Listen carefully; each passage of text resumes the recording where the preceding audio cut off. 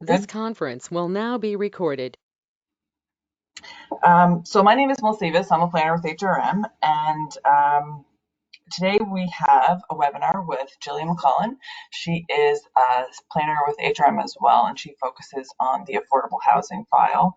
So she's going to give us an overview as to what HRM has been doing recently on the affordable housing front. So I'll let Jill get started, and once at the end, we'll take some questions when she's finished. Thanks.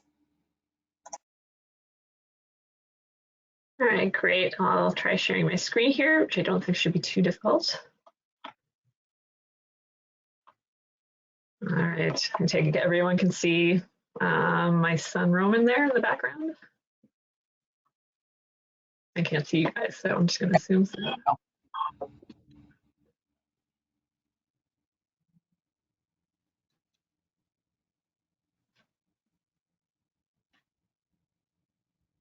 All right, okay, perfect. Yeah, so thanks everybody for taking your lunch hour on this beautiful day. I'll try to keep the presentation on the shorter side, just so hopefully we can still get a little bit of time to enjoy the nice weather.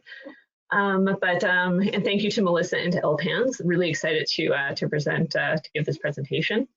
As Melissa noted, I'm going to talk about some of the recent initiatives that HRM's adopted to support affordable housing. Over this past fall especially, we saw a good number of several initiatives that get passed by council, and it's pretty exciting. So I'm glad to just be able to share some of the work we've been doing. And also, hopefully, some of these tools can be other municipalities, if there's other municipalities that are watching today, that they can maybe use some of these tools as well too, because these are all tools that are enabled under the HRM Charter or the MGA. So so hope this will be helpful. First of all, I think everybody knows where HRM is. It's the largest municipality in Nova Scotia. It's over 10% of the province in land mass. It's the same size as PEI, just to give a general idea.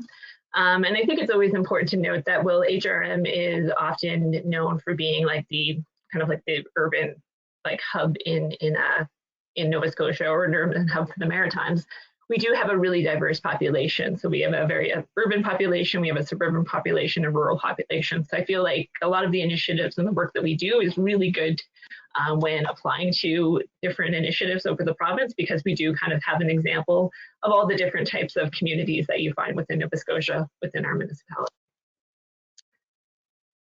First, going to just go over just a couple of different terms that are often related to affordable housing. So the first is core housing need. So there's three aspects to core housing need. So first of all, no more than 30% of a low to moderate incomes household can be spent on housing. So that includes any money that goes towards your rent or mortgage, your heating bills, your water or utilities. Another component includes that housing needs to meet minimum occupancy standards. So while your rent maybe, oh, sorry. So while your rent may be cheap, you want to make sure that you're not living with other pests that you don't want to live with, or that there's no mold in the building. We also want to make sure that housing meets the needs of the household. So this will be different for every family or individual. So a family of four really should not be living in a one-bedroom apartment. Similarly, if you don't have access to a car, you should not be living in an area where you don't have access to transport. Well, households in HRM are impacted by all three of these categories. The highest examples of core housing need that we see in Halifax is those households that are spending more than 30% of their income on housing. So we have approximately 25%, or a quarter of households in Halifax spend more than 30% of their income on housing. And this almost doubles to 43.3% when you apply it to renters. So it is a significant issue here. Vacancy rate's another term I just want to go over. So vacancy rate, I think we've heard it on the news quite a bit. The vacancy rate in HRM is quite low. Vacancy rate describes the amount of units available in the rental market. So, 1.9% is what is shown to be in HRM. So about 1.9% of our rental properties are currently vacant. A healthy vacancy rate is 3 to 5%. So while we did see our vacancy rate recently increase from 1% to 1.9, that's still not where it needs to be.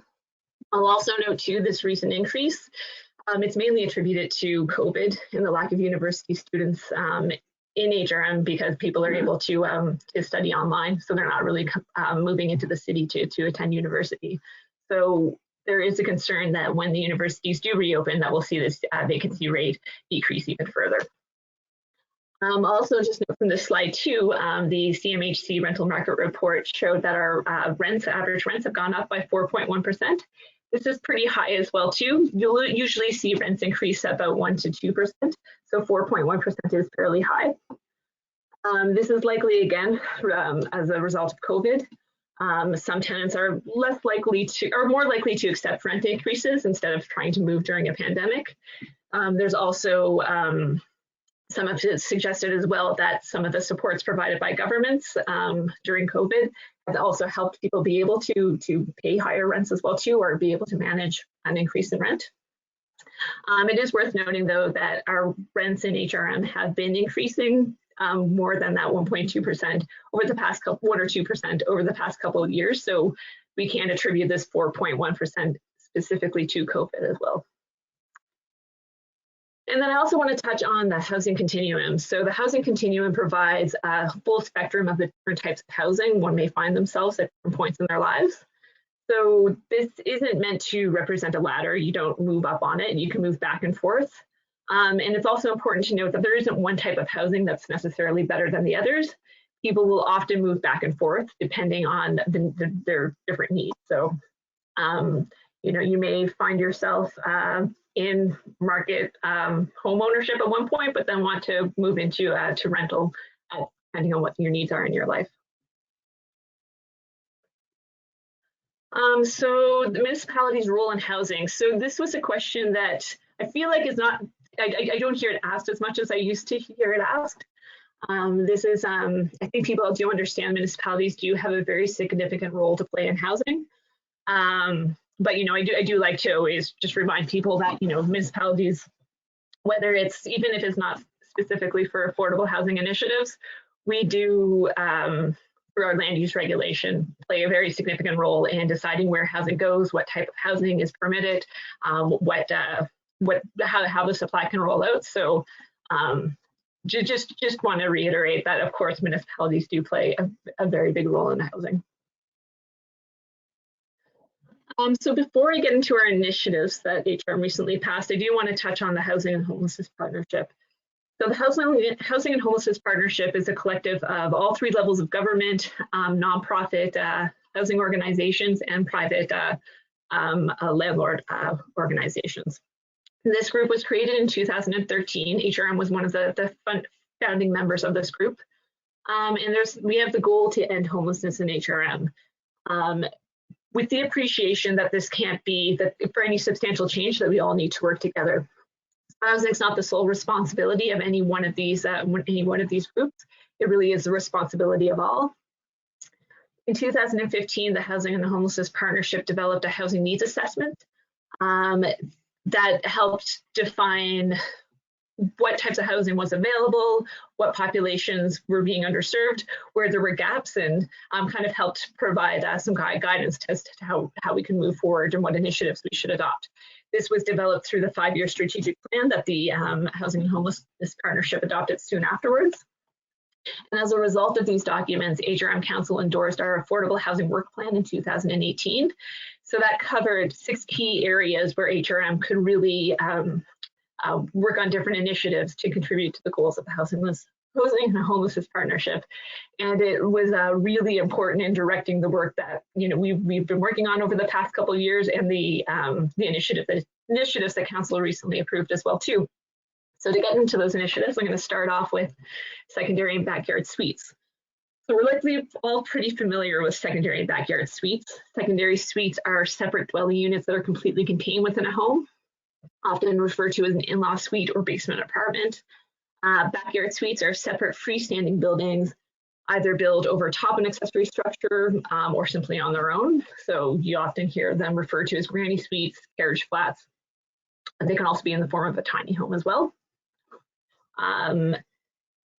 Just to show how big of a deal it was to make these amendments through HRM, we currently have 22 secondary plans and 489 zones. So depending on where you are in the municipality, you would have different rules regarding secondary, especially for secondary suites. So you may be permitted to do it as of right already. You might have to go through some sort of planning approval process, or you may not just be permitted to do it at all. Backyard suites, there was a bit more consistency there, where only 2 plan areas actually considered them, one as of right, one required a development agreement. But by providing a consistent approach to secondary and backyard suites, it just made it a whole lot easier to be able to develop such units, and just provided a more level playing field so that, you know, some areas of the city had more rights than others. I just always like to show this slide here just to show our pile of land use bylaws. And again, what fun it is to kind of have to go through each of them to see what rules apply to what areas. So when we did the amendments for secondary and backyard suites, we really focused on keeping the amendments as simple as possible.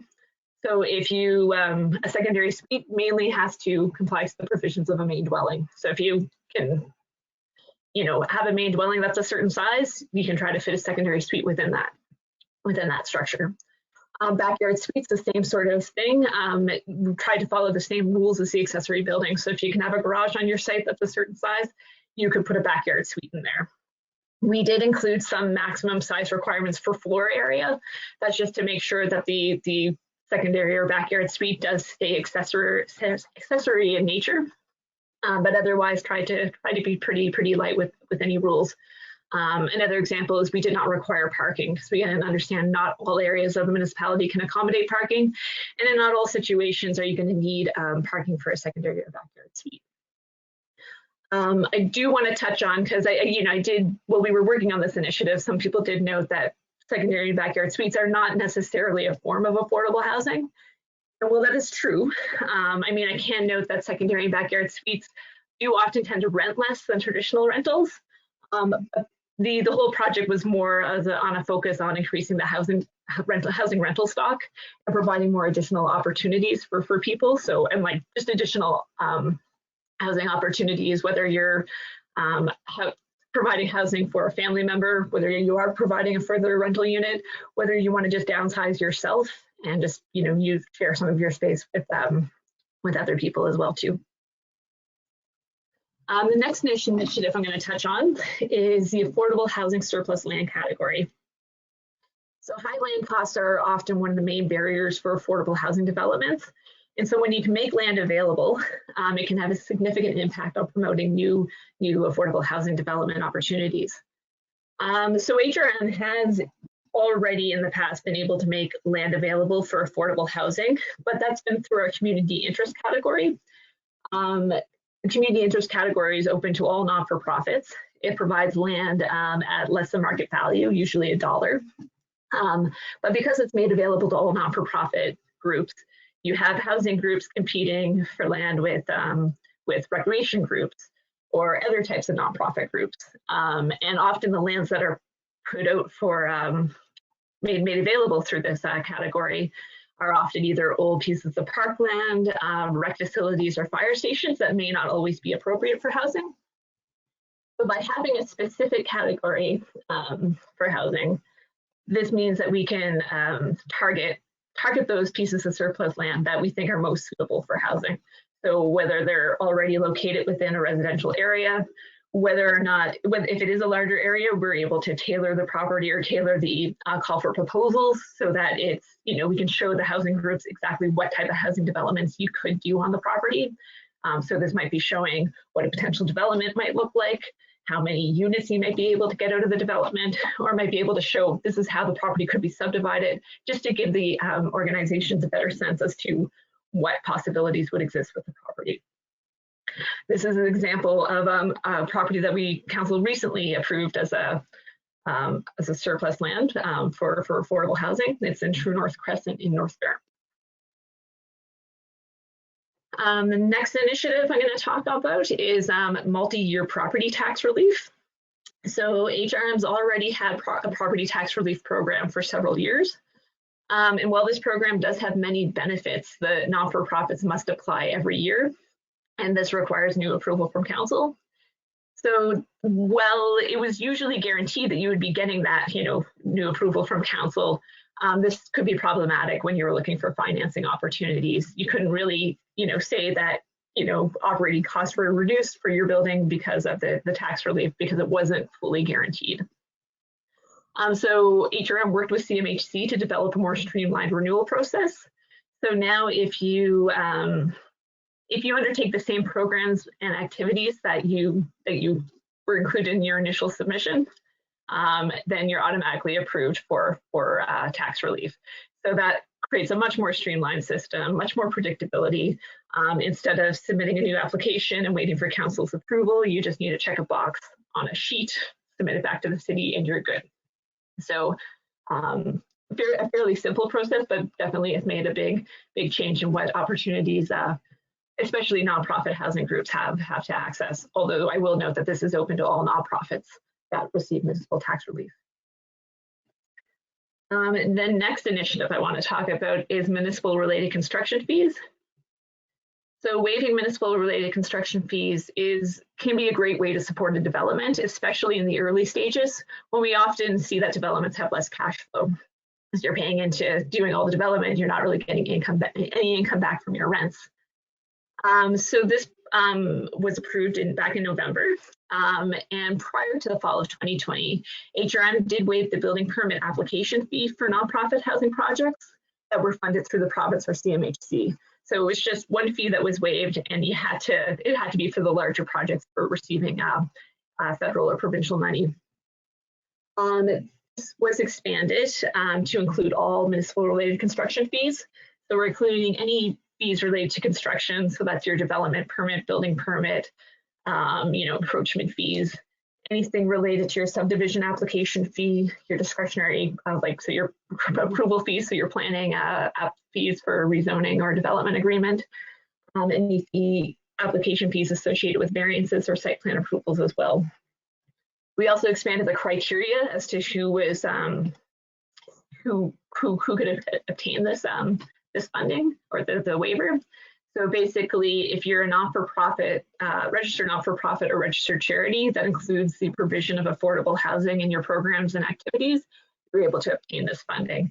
So this means we're now able to obtain smaller projects. So if it's a smaller reno project up by a co-op, we're able to provide some assistance as well. I'll note that these fees only included municipal processing fees. So we were unable to waive Halifax water fees, the Halifax Regional Development Charge fees. We also didn't want to include parkland dedication fees or other types of fees that go towards a public benefit. We see as those still being important needs as part of a development, so we want to make sure that that's still being captured, although there may be opportunities through a grant to help get those covered as well too. And keeping in the theme of money, HRM also approved a new affordable housing grant program. So again, HRM did provide some grant assistance through our community grant program to all nonprofits. However, these grants are on the smaller side and were not really intended for major renovations or new construction. So in September, Council approved the development of an affordable housing grant program. This program is focused on providing grants for the development and retention of affordable housing developments. This fund comes from our incentive or bonus zoning program, which was approved through Center Plan Package A back in September 2019. Through Center Plan Package A, buildings that exceed 2,000 square meters are required to provide a form of public benefit. And except for developments that involve heritage buildings, 60% of that public benefit must be in the form of cash in lieu for affordable housing. So we were, through this affordable housing grant program, we're able to use these funds to direct them to either the development or retention of affordable housing.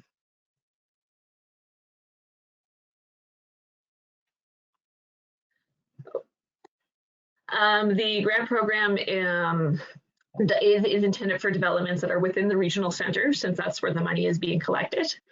And the program is intended to be broad so that it can capture an array of not-for-profit developments. However, we do want to have a focus on deep affordability, so you will be prioritized if you're providing housing for those in need of deep affordability. And the last initiative I'm going to touch on is our involvement with the Rapid Housing Initiative. So the Rapid Housing Initiative is a federal initiative where $1 billion was spread out throughout the country and was targeted to the development of new housing intended to serve those who are homeless or who are at risk of experiencing homelessness. So we're looking at our most vulnerable populations. The rules with the Rapid Housing Initiative is that developments had to be either new modular construction, the conversion of a non-residential building to a residential building, or the rehabilitation of a condemned building or non-habitable building into a habitable building. The development needs to be complete within a year, so it needs to be done very quickly, and it must be affordable for 20 years. HRM was given $8.7 million to develop at least 28 units. This funding was announced towards the end of October, and we had until the end of November to identify projects we would be funding and to enter into an agreement with Cmhc. So over that month of November, we pulled together a call for proposals, put out a call for proposals to all the non-for-profits to see who was ready to build and could use this money and could have something developed within the year. And through that, we were able to identify 3 projects that will end up creating 52 units/rooms. We have the project from the North End Health Community Association, the Mi'kmaq Native Friendship Center, and Adsum for Women and Children. So really excited to see these projects move forward. Again, it still is a tight timeline, but I'm really excited to not only see these projects move forward, but also to see all 3 levels of government kind of come together to kind of help support these projects as well too. And I think we'll continue to see that too throughout the year while these get developed as well. I will also note, well, we only had 3 projects that we were able to fund. There were 13 other projects that,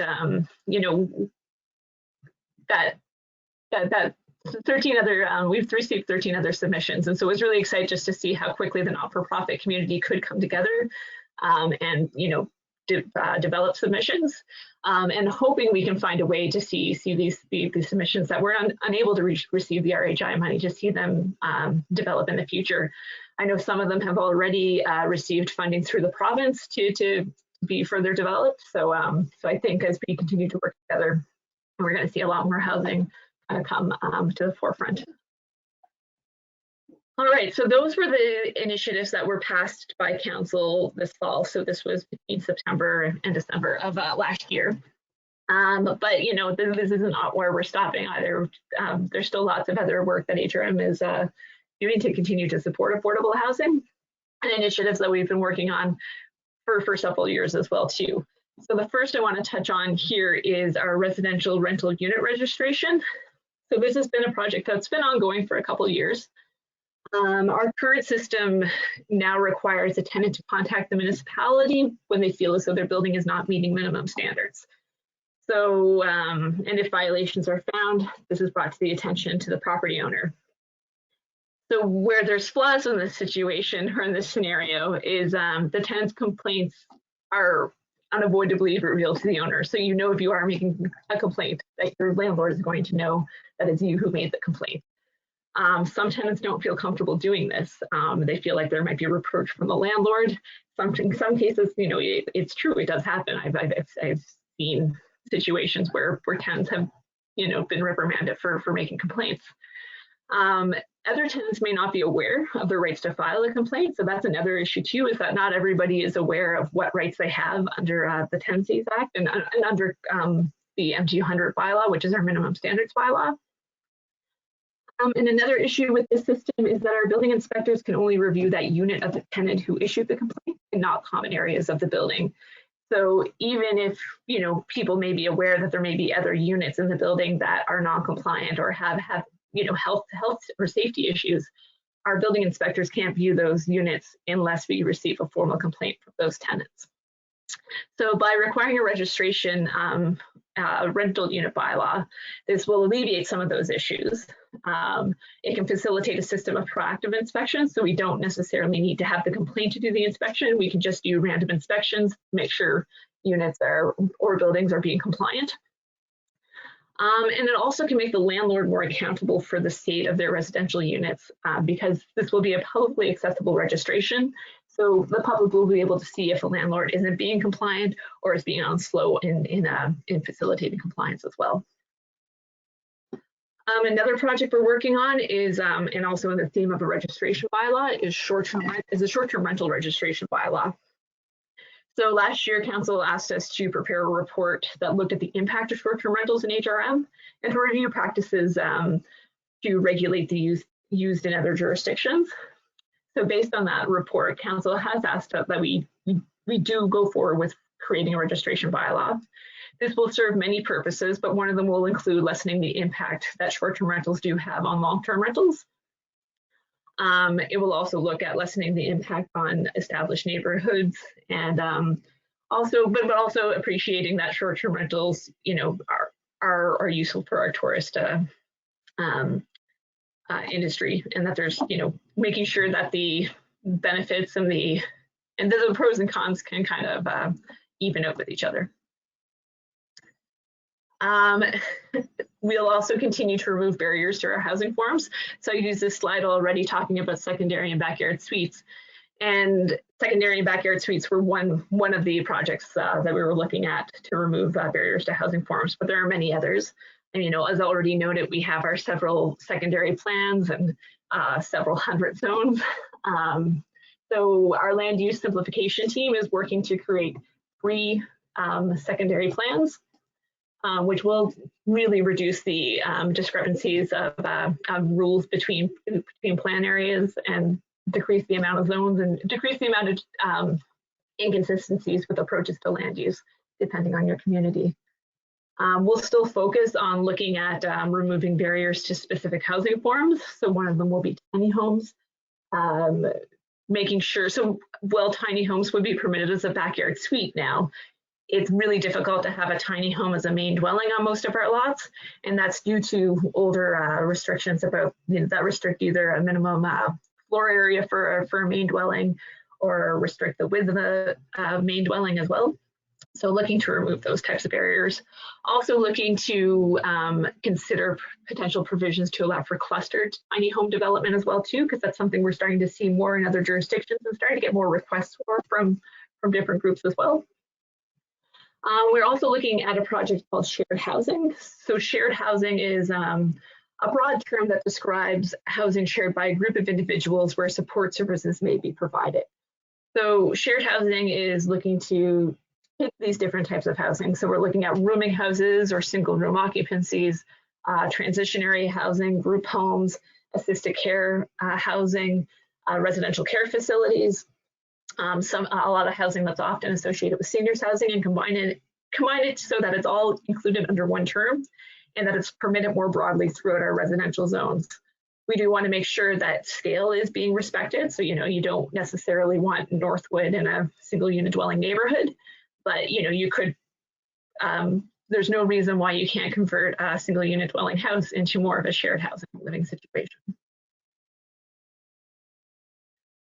And then we will continue, of course, to explore programs to support affordable housing just in general and continue to do jurisdictional reviews. So, this next year is going to be pretty exciting. We have 2 new specific affordable housing programs through our grant program and our land program. So really looking forward to being able to implement and utilize these programs, be able to fund specific projects or find land that could, see the development of new projects as well. Continue to explore further incentives or monitor the success of programs.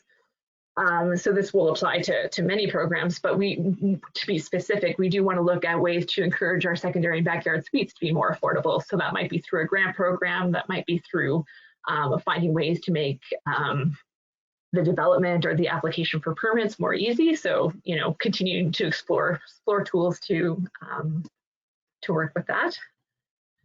Continuing again to support the National Housing Strategy initiatives. So this can include writing letters of support for for different housing developments or different funding requests.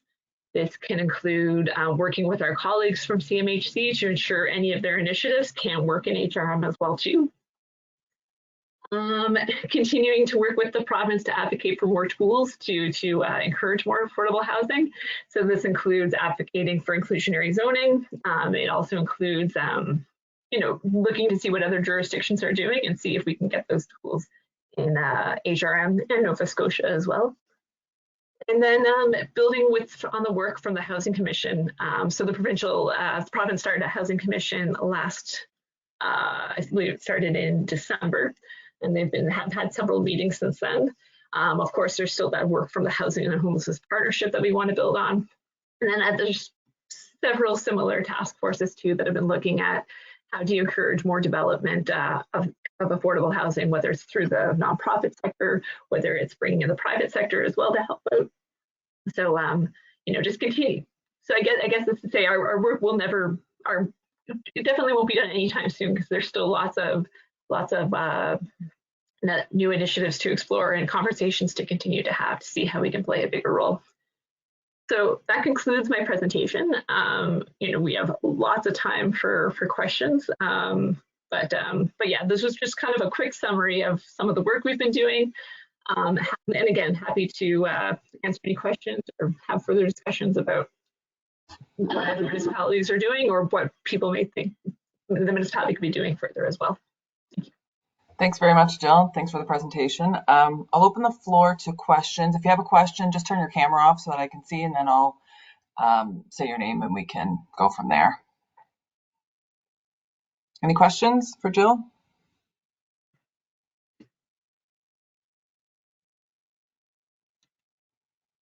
I have one question actually. Was there a reason that Halifax Water, the fees couldn't be in your presentation about HRM waived municipal fees for affordable housing? Was there a reason that Halifax Water couldn't, like a specific reason why they couldn't waive their fees, or?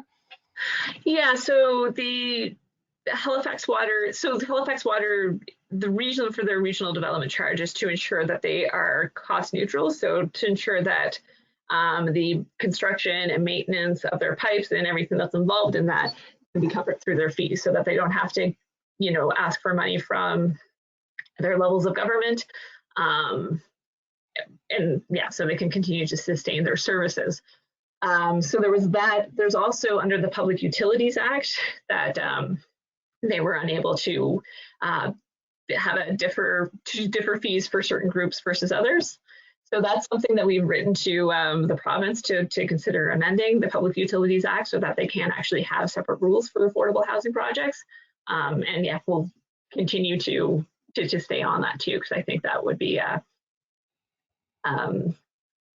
it's a large fee, and I think if there can be more help with that, I think that would be helpful. I will note we did so Halifax Water was in the process of reviewing their fees this past year, or I guess in 2019 they were doing the consultation for it, and we were able to talk with them, and they've now adopted a program that they will defer their fees for affordable housing projects for a 10-year period. The first 2 years will be interest-free. The remaining years will have a small interest rate attached to it, but at least you can spread out the payment instead of having to pay it all up front. Okay, cool. Any other questions for Jill?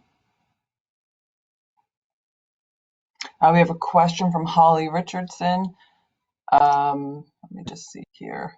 Are there any innovative affordable housing models that you've come across in your research that are worth exploring for HRM and that have current regulatory barriers? Always, we've been looking a bit at community land trust or municipal community land trust, municipal development corporations. The land banking is something I believe we can currently do under the charter. The development corporation, so a development corporation is more so where you have the municipality hold the land and help the nonprofits actually develop buildings and have that expertise to be able to kind of walk them through the process. The nonprofit would then, have a long-term lease with the municipality to be able to run their programming or, provide their housing. But it's, the building and the property stays within the municipality's ownership. But that the Municipal Development Corporation, that ability to be able to provide the expertise is something that we can't do under the charter currently. So that's something I think is pretty interesting.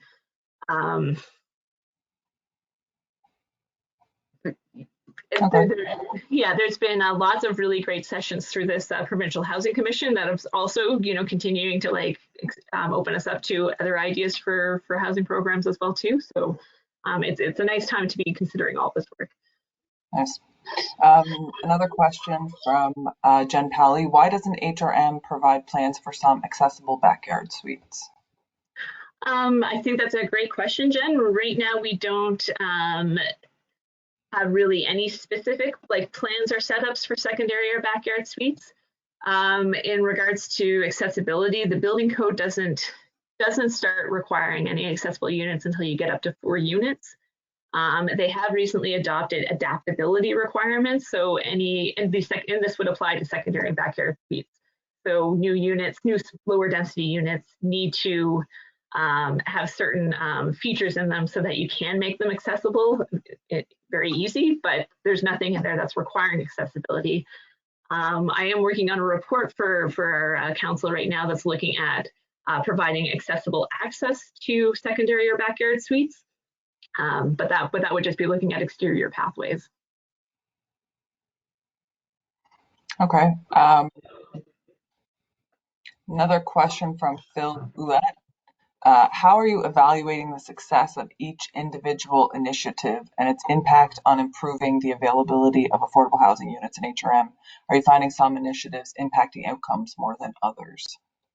Yeah, so a lot of these initiatives are still new, so it's still really hard to, and we're actually just still working on getting the word out about them. So we're in the process of creating a comms plan so that everybody, especially nonprofits, are aware of these new initiatives.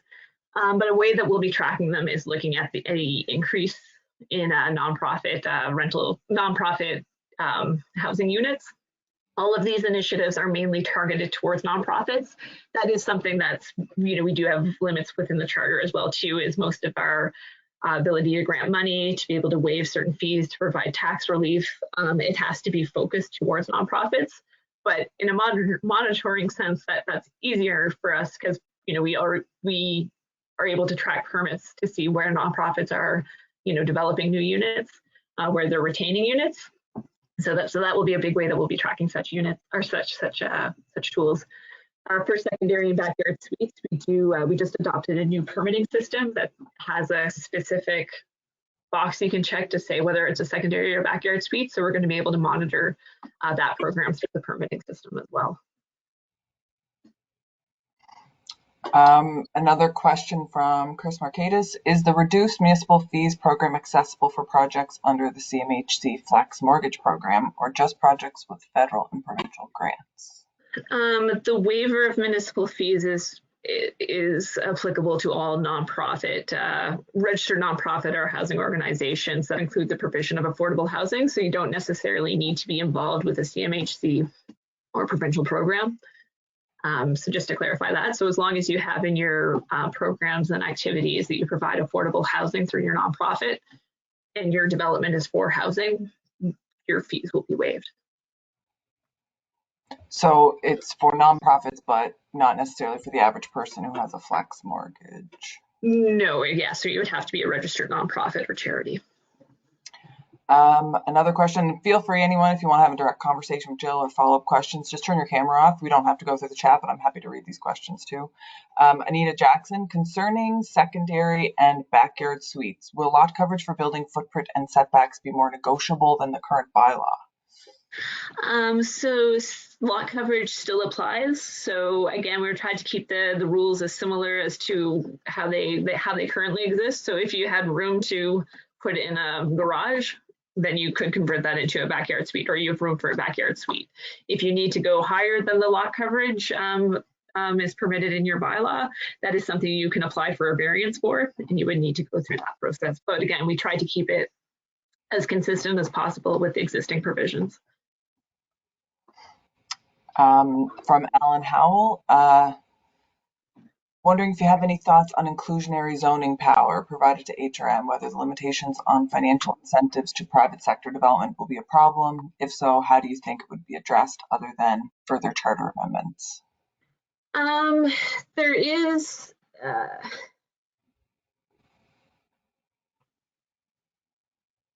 so regarding the ability limitations for financial incentives to the private sector development, we do have, I'm not sure what the section would be in the MGA, but under the HRM charter, we have this section 73 that does allow us to enter into agreements with CMHC or the province regarding housing projects. So there is that ability to potentially partner with the province or CMHC to be able to fund private developments. That's something we're still kind of exploring. So I mean that gives us a bit of a window there too. I don't that fully answers your question, especially with the bit of inclusionary zoning. So.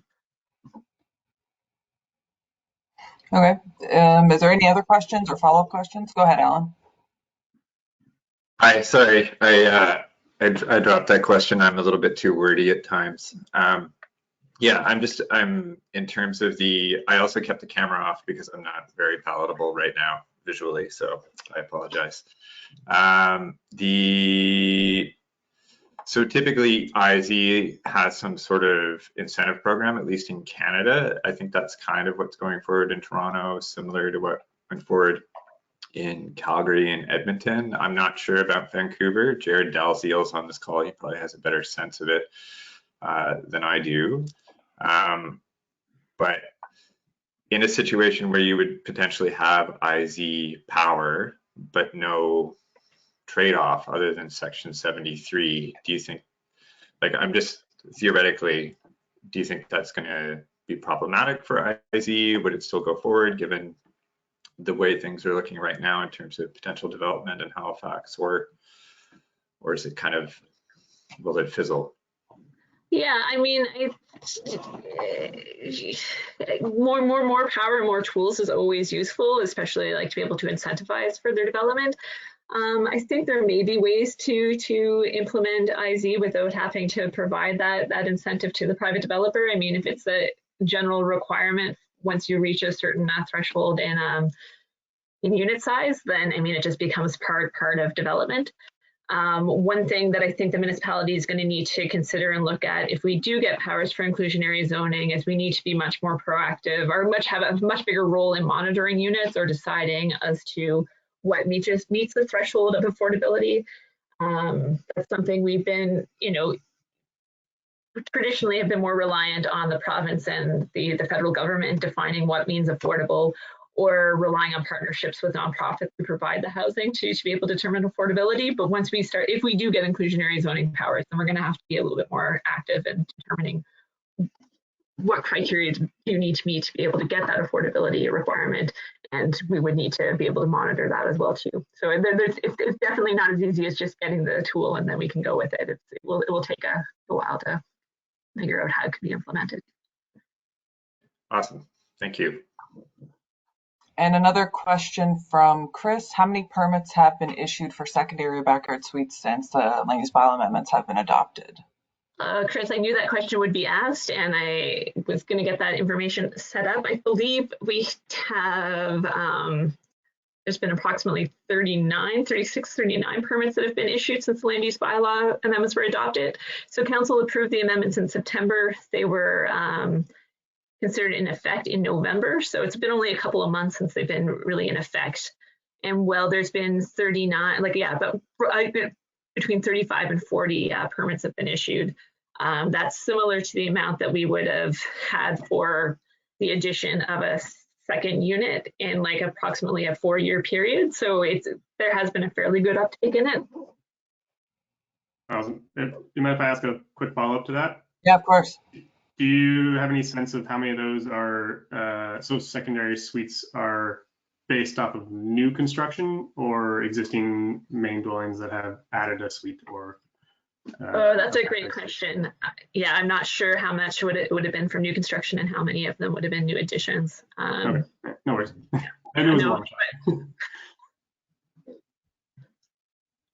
Another question from Jen. I know you don't need to have units that are accessible under 4 units, but that doesn't mean they shouldn't be accessible. Oh, 100%, Jen. I will, like, it's hard for the municipality to require accessibility. That's more something that's found in the building code. So it's, our land use bylaws really can't get into that. But I think there's ways we should explore to incentivize accessibility. Because even if we can't necessarily require it through our land use bylaws, there's ways, if we did get a grant program that encouraged the development of affordable secondary and backyard suites, we can include an accessibility component in there too. Yeah, so I didn't mean to, I hope you don't feel as though I brushed off your question earlier, because yeah, no, I think accessibility definitely needs to be considered. Do you have any other questions? Anybody have anything they'd like to add? Even go ahead, Alan. Sorry. So the first part to my question was, I just also wanted to say, like, HRM's covered a lot of ground in this area over the last year or so, and so, like, kudos on amazing work and really pushing the envelope on what municipalities can do in this area. Just because there are, I think, a lot of other municipalities, small and large, that are potentially interested in doing similar work. How do you as an individual or HRM generally feel about being directed towards you? How do you feel about talking to other people about what you've done and providing advice? I'm definitely a fan of talking to people about how to implement affordable housing programs or how to encourage affordable housing. I mean, like I said, like some of these, like the RHI, the affordable housing grant program, those are harder things to have without, well, RHI, you needed the funding from the feds. The affordable housing grant program, it's hard to do without having that density bonusing money. So if you don't have those programs specifically in place, those ones are harder to apply to the whole province. Whereas waiving fees, even though waiving fees might be considered a small pot in like the whole like cost of developing a project, it does show that the municipality supports the project or supports affordable housing, and that can be used in trying to apply for more funding through Cmhc or through the province. So like, well, some of these tools, might seem as though they're just small drops in a bucket. They can speak volumes just by showing that, like, hey, this municipality actually, thinks affordable housing is important and wants to do what they can to support it. So I'm always happy to chat with more people about it. That's for sure. Excellent. I'll be sending people your way shortly. Yeah, no, please do.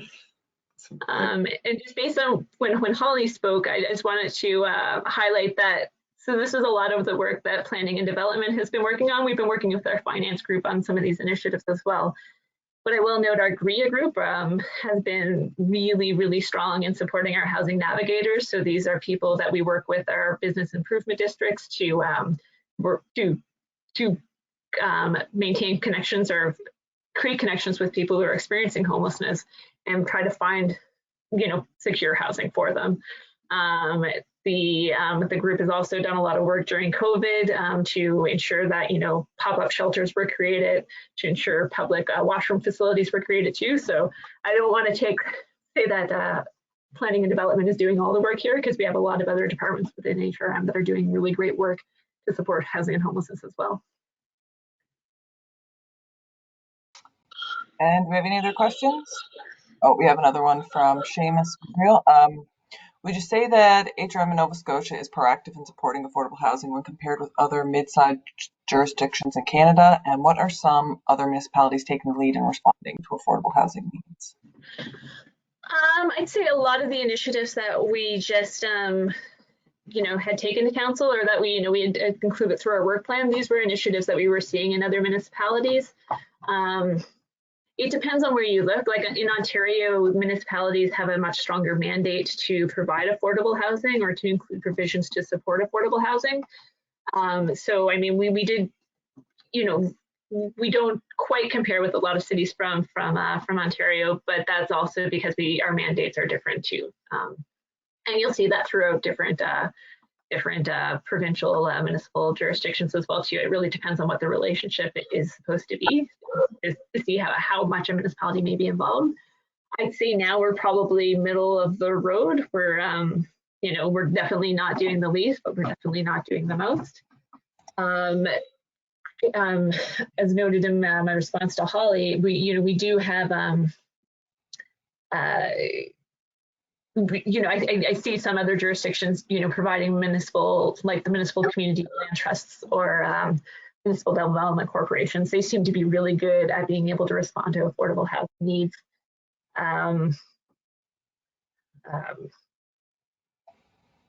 So, and I mean, like, it's the traditional bigger cities that you see doing this. So Vancouver and Toronto are ones, kind of the two big players in providing such service.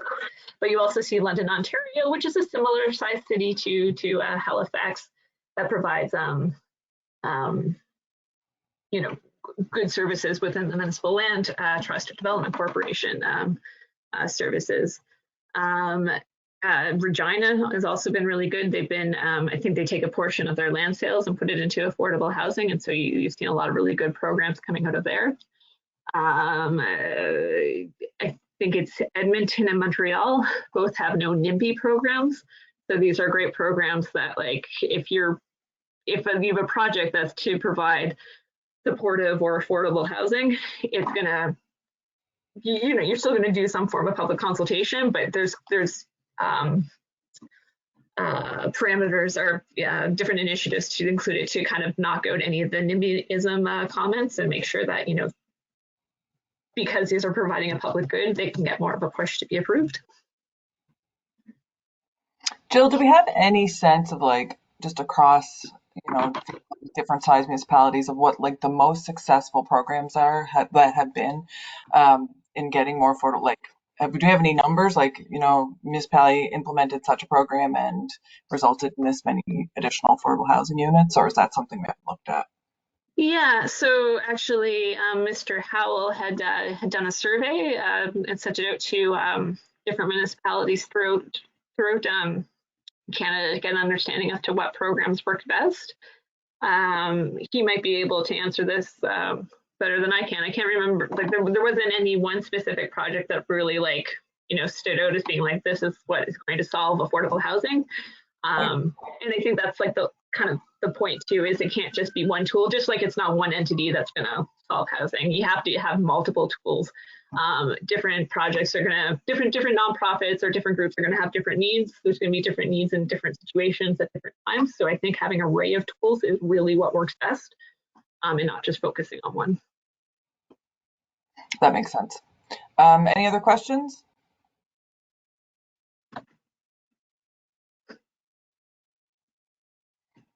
Oh, we have something from Sean Day. Hey, Jill, this has been great. In looking at affordable housing, Antigonish, obviously, and I don't work in the municipal world anymore. Now I'm on the development side, but I saw it a lot in Antigonish, where we had challenges with this. The people who were living in places that required them to have cars, that can be viewed as a cost of housing by making that decision. So, and I know HRM is looking at complete communities, and I'm just wondering if that is part of the focus, like transit-oriented development, complete communities, initiatives that will really kind of, if you drive development into those areas, that will allow car-free living, and so you don't have that, whatever the cost might be a year, $5,000, $6,000, $7,000 per year to own a car. Yeah, no, definitely. Like, I think I'm of two minds with this, because I definitely agree that you want to encourage most of your affordable housing in areas where there's access to transit or access to amenities and where you don't necessarily need to own the car. But I also appreciate that, well, affordable housing is really, really, really important in downtown Halifax. It's also very important in Musquodoboit Harbor, where, you're not going to have those same sort of transit opportunities. So I think, again, making sure that you're not too specific or providing too narrow of a window for your programs, so that you might get more affordable units in Halifax or downtown Halifax, but there still is that ability to access some sort of support if you want to do something in a more rural area as well. Thanks. Another question from Jen. If HRM is friendly to shelters, why was there such a problem with the places erected in the south end?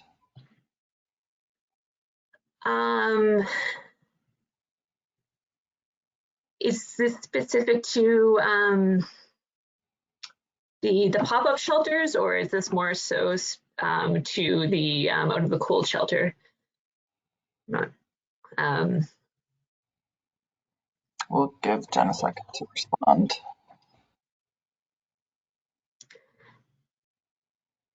And yeah, and I will note, like, so the pop-up shelters. Yeah, so the pop-up shelters, that was a tough one too, where it's, you know, we definitely do not want to get rid of shelters that were occupied, because we appreciated that, you know, these were, you know, the shelters were providing a better housing situation than having no housing situation. But we also appreciate that there were a lot of safety concerns with them. You know, I don't want to get into too much detail regarding the safety concerns, but, you know, there's safety concerns of somebody possibly being attacked in them. You know, there maybe being an accident with fire or something like that. So you know, and also too, appreciating that that these should only be seen as temporary solutions. But at the same time too, appreciating that, you know, if we don't actually have shelter for everybody, then you don't want to make people have to sleep outside in the rough weather. And like these pop-ups are, the pop-up shelters were better than tents even too. But I guess there was the appreciation that, you know, there needs to be a more permanent solution. You need to find, if you're going to be finding housing for people, you want to make sure that it's safe and healthy housing as well. Right. Any other questions? We have about 3 minutes left of our allotted time. Any final questions for Jill?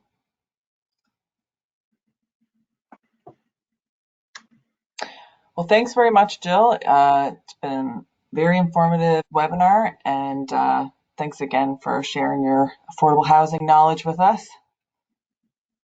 Great, thank you guys. And thanks everyone for your questions, and we'll be seeing you at the next webinar.